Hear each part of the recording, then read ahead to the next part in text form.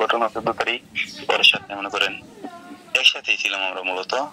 তো একসাথে খাওয়া দাওয়া করে তারপরে মানে যে আমার যাওয়া লাগবো, তারপরে বললাম যে আচ্ছা ঠিক আছে তাহলে থাকো তুমি। আচ্ছা ঠিক আছে তাহলে আমি রেস্ট কি কথা বললো পরে কার কোন সময় পাঠাই এটা তো আর জানি না। তারপরে আমরা গেছি আর কি, আমরা 2জন গেছি যে পৌঁছাইছি আর কি ওইখানে। আমরা যে গন্তব্যটা ছিল আর কি প্রায় 2.5 কিলোমিটার দূরে আর কি, আমরা যেখানে থাকি এর থেকে আরো 2.5 কিলোমিটার দূরে। তো যাওয়ার সময় আমাদের উপর মূলত অনেক হামলা হয়েছে। 6 ঘন্টা এক জায়গায় আমরা আটকা পড়ে ছিলাম, 6 ঘন্টা। তারপরে এই মুহূর্তে আবার শুনছি যে আমরা বাইরেছি। আবার আমার সাথে যে ছিল হয়ে আবার সম্ভবত মানা করছেন যে পাঠানোর দরকার নেই এখন, এটা হইতেছে।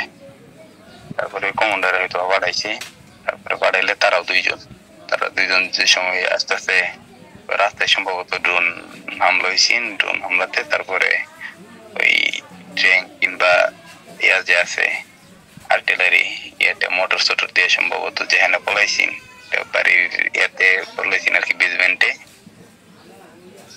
তো এখানে পুরো ইয়া করে হলাইছে, ধ্বংস করে হলাইছে।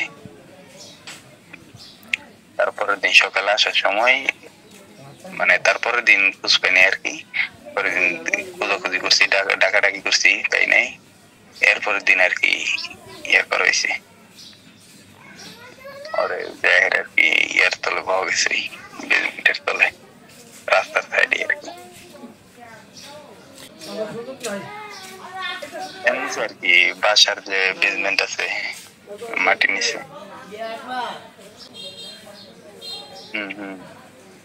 ইউক্রেনে আছে।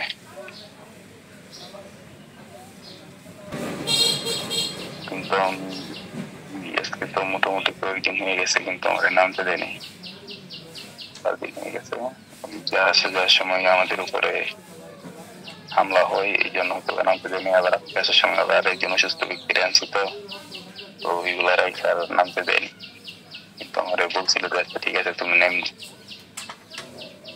আর ওপরে আনার বিষয়ে বলতে ওইরকম কোনো ইয়া নাই, সম্ভব দেখি না ওদেরকে যে এখান থেকে আনবো এরকম।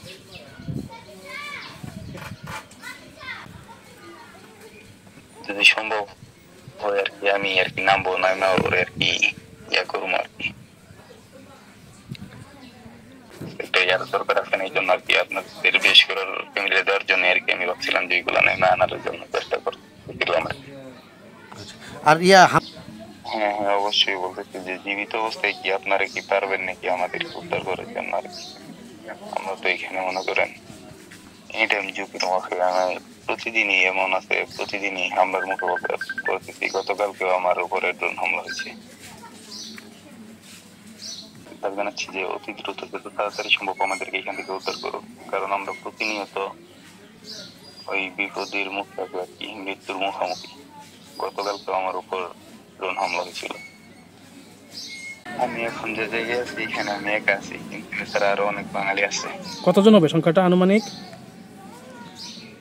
আনুমানিক বলতে পারতেছি না, কিন্তু আমার সাথে আমরা 7 জন ছিলাম। তারপর আরো অনেকেই আছে, আর অনেক বাঙালি আছে। মোটামুটি আনুমানিক মেবি 40 থেকে 50 জনের কম হবে, আরো বেশি হবে, আমি সঠিক বলতে পারতেছি।